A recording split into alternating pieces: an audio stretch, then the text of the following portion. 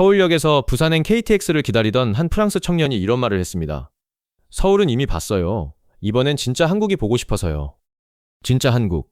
그 청년의 이 한마디 안에 지금 대한민국 관광지도가 통째로 뒤집히고 있는 이유가 전부 들어 있습니다. 불과 몇 년 전만 해도 외국인 관광객이라고 하면 우리는 자동으로 명동, 경복궁, 남산타워를 떠올렸죠. 그런데 요즘 그들이 캐리어를 끌고 향하는 곳은 우리가 상상조차 못했던 장소들입니다. 서울을 스쳐 지나가듯 하루 이틀만 머물고 정작 진짜 시간을 쏟는 곳은 지방의 작은 도시, 오래된 전통시장, 그리고 심지어 동네 편의점이라는 겁니다. 오늘은 왜 이 사람들이 서울을 등지고 엉뚱한 곳으로 몰려가는지 그 안에 숨어있는 사람들의 진짜 심리를 하나씩 파헤쳐 보려고 합니다. 먼저 숫자부터 보고 가죠. 이게 단순한 느낌이 아니라 실제로 벌어지고 있는 현상이라는 걸 확인해야 하니까요. 글로벌 여행 플랫폼 트립닷컴이 작년 여름 외국인들의 국내 기차 예약 데이터를 뜯어봤더니 전체 예약 건수가 전년 대비 무려 161% 늘었습니다. 그냥 사람이 많아진 정도가 아니에요. 문제는 어디로 갔느냐입니다. 서울에서 대전으로 가는 노선 예약이 1년 만에 1840% 폭증했습니다. 1840%요. 20배 가까이 늘어난 겁니다. 대전이라니. 솔직히 우리조차 대전에 뭐 볼 게 있지? 하고 갸웃하게 되는 그 도시 말입니다. 서울에서 전주로 가는 노선은 989%, 강릉은 415%, 경주는 300% 늘었습니다. 반면 우리가 당연히 1위일 거라 생각한 서울에서 부산 노선은 여전히 이용객이 가장 많긴 했지만 증가율로 보면 이 지방 소도시들의 폭발적인 성장세에 완전히 가려졌죠. 여기서 저는 하나의 질문을 던지고 싶습니다. 왜 하필 지금일까요? 왜 갑자기 사람들이 서울을 벗어나기 시작한 걸까요? 그 답을 찾으려면 먼저 이 사람들이 애초에 왜 한국에 오는지를 봐야 합니다. 한 여행사 연구소가 실제로 한국을 방문한 26개국 외국인들에게 물어봤어요. 한국 여행에서 뭘 기대하고 왔느냐? 1위가 뭐였을 것 같으세요? K-팝일 것 같죠? 아닙니다. 한국 음식이 64.4%로 1위였고 전통문화가 62.2%로 바로 뒤를 이었습니다. 우리가 한국의 대표 수출품이라고 믿었던 K-팝은 겨우 11.1%, 화장품 K-뷰티도 17.8%에 그쳤어요. 이게 무슨 뜻이냐면 사람들의 관심사가 완전히 바뀌었다는 겁니다. 예전엔 아이돌 콘서트 보러 오고 화장품 쇼핑하러 왔다면 이제는 한국 사람들이 실제로 어떻게 사는지가 궁금해서 오는 거예요. 소비하러 오는 게 아니라 경험하러 오는 겁니다. 이 미묘한 차이가 관광 지도를 통째로 흔들어 놓은 진짜 원인입니다. 생각해보면 당연한 흐름이기도 합니다. 유튜브와 SNS에는 이미 명동거리, 경복궁 한복체험, 남산타워 야경 영상이 수만 개씩 쌓여 있어요. 첫 방문객에겐 신기하겠지만 두 번째 오는 사람에겐 이미 다 아는 그림입니다. 그런데 방한 외국인의 재방문율이 지금 56.6%에 달합니다. 절반 이상이 2번, 3번씩 오는 사람들이라는 거죠. 이 사람들은 이미 서울의 대표 관광지를 다 찍고 갔어요. 그러니 다음엔 어디로 가겠습니까? 아무도 안 가본 곳, 남들 인스타그램에 없는 곳, 이건 나만 아는 한국이라고 자랑할 수 있는 곳으로 향하는 겁니다. 여행이라는 게 결국 남과 다른 나를 증명하고 싶은 욕구와 맞닿아 있잖아요. 남들 다 가는 명동 사진은 더 이상 특별하지 않으니까 사람들은 점점 더 깊고 낯선 곳으로 파고드는 겁니다. 이건 한국만의 현상도 아니에요. 전 세계 여행 트렌드가 유명 관광지 도장 깨기에서 현지인처럼 살아보기로 넘어간 지 오래됐고 한국이 딱 그 흐름을 정통으로 맞은 거죠. 그럼 이 사람들이 진짜로 뭘 하고 다니는지 구체적으로 볼까요? 여기서부터가 진짜 흥미롭습니다. 요즘 외국인들이 한국에 오면 일부러 찾아가는 곳 중 하나가 바로 편의점입니다. 네, 우리가 삼각김밥 사러 아무 생각 없이 들어가는 그 편의점이요. 실제로 한 방송 취재를 보면 편의점 출식대 앞에서 독일에서 온 관광객이 스마트폰으로 라면 꿀 조합을 검색해가며 계란을 언제 넣어야 하는지, 치즈는 얼마나 올려야 하는지를 하나하나 따라하고 있었어요. 즉석조리기에 라면을 끓이고 반숙 계란을 얹고 슬라이스 치즈 한 장을 녹여서 한 입 먹더니 눈이 동그래져서 이게 왜 이렇게 맛있냐며 감탄하더군요. 우리에겐 3분이면 끝나는 지극히 평범한 야식이 그 사람에겐 평생 잊지 못할 여행의 한 장면이 된 겁니다. 여기서 인간 심리의 재밌는 지점이 하나 드러납니다. 우리가 일본 여행 가면 굳이 로손이나 세븐일레븐에 들러서 그 나라 편의점 음식을 사 먹잖아요.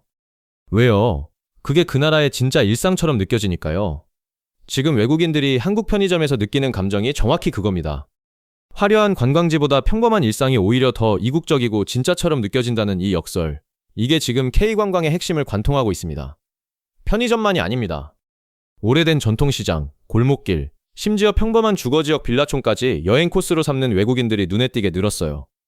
어떤 이들은 한국인의 하루를 그대로 따라 살아봅니다.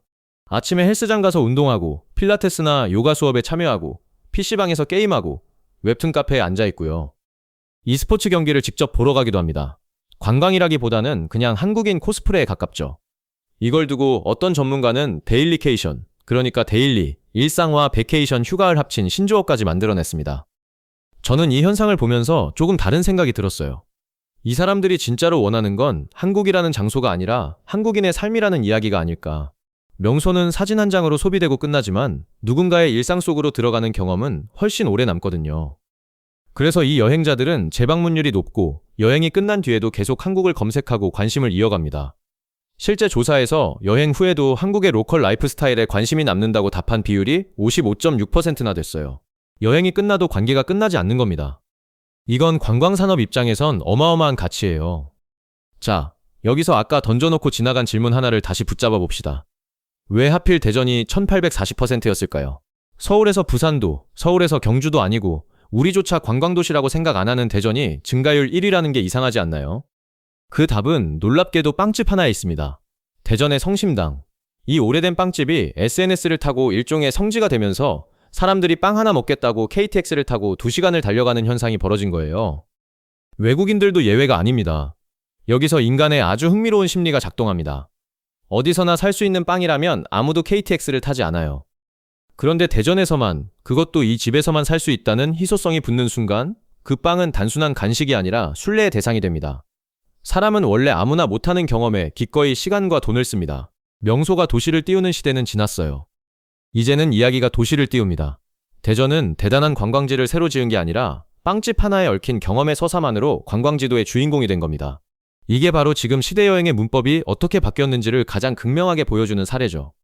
지방 도시들의 다른 사례를 좀 더 들여다보면 이 흐름이 더 선명하게 보입니다. 경주를 볼까요? 2025년 에이펙 정상회의가 경주에서 열린 이후 외국인 관광객이 전년 대비 35.6% 급증했습니다.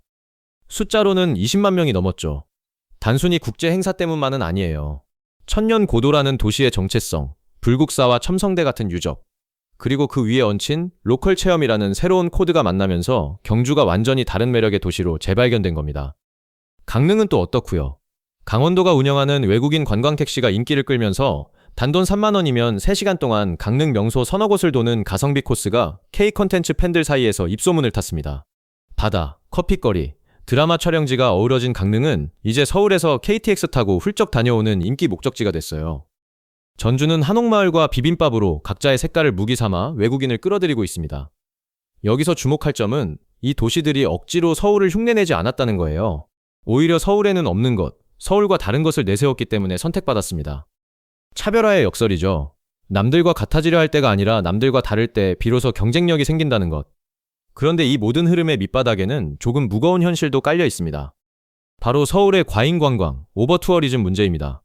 지금 한국을 찾는 외국인 관광객이 연간 2천만 명에 육박하는데 그중 77.3%가 서울을 방문합니다.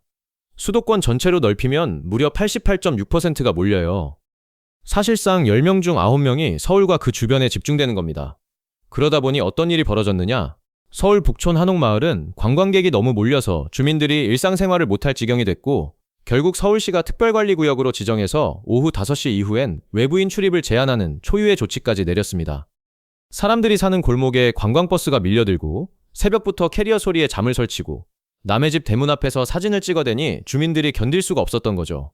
관광이 지역을 살리는 게 아니라 오히려 주민을 몰아내는 아이러니. 이걸 두고 저는 관광의 그림자라고 부르고 싶습니다. 빛이 강할수록 그림자도 짙어지는 법이니까요. 서울이 감당할 수 있는 한계를 넘어버리자 이 넘쳐흐른 관광 수요가 자연스럽게 지방으로 흘러들어간 측면도 분명히 있는 겁니다. 사실 이건 한국만 겪는 진통이 아닙니다.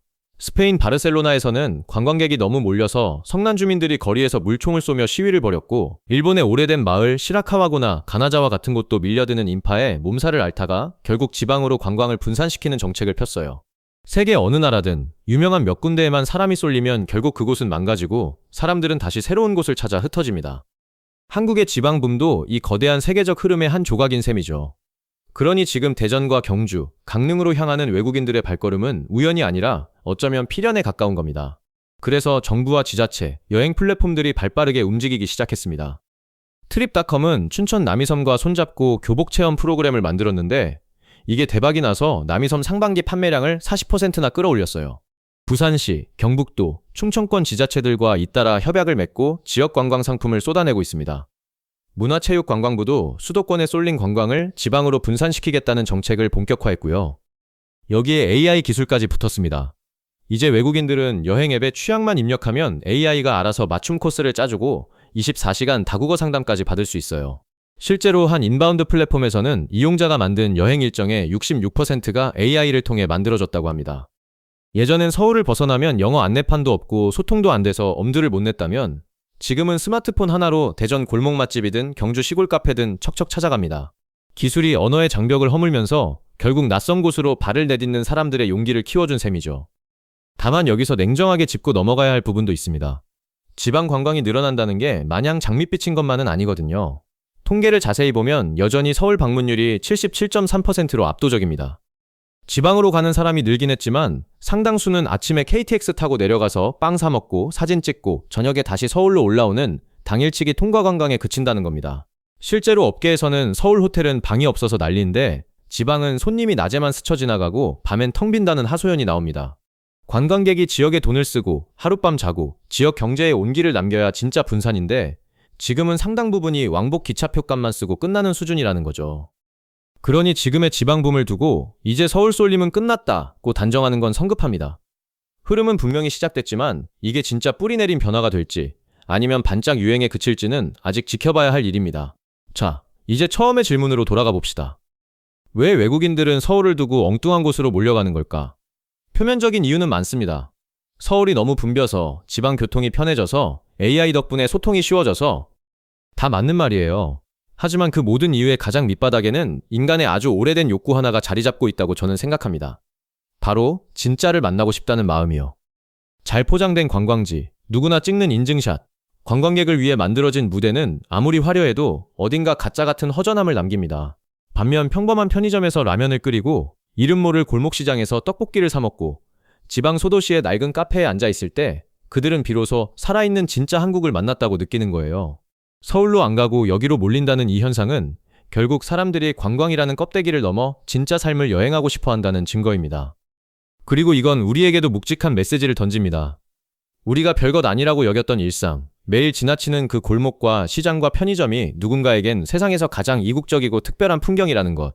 어쩌면 진짜 매력은 화려하게 꾸민 것이 아니라 있는 그대로의 모습 속에 숨어 있는 건지도 모르겠습니다. 외국인들이 서울이 아닌 뜻밖의 장소로 향하는 그 발걸음이 우리에게 우리 자신의 일상을 다시 돌아보게 만드는 거울이 되어주는 셈이죠. 오늘 이야기가 여러분에게 우리 주변을 새로운 눈으로 바라보는 작은 계기가 되었길 바랍니다. 끝까지 시청해주셔서 감사합니다.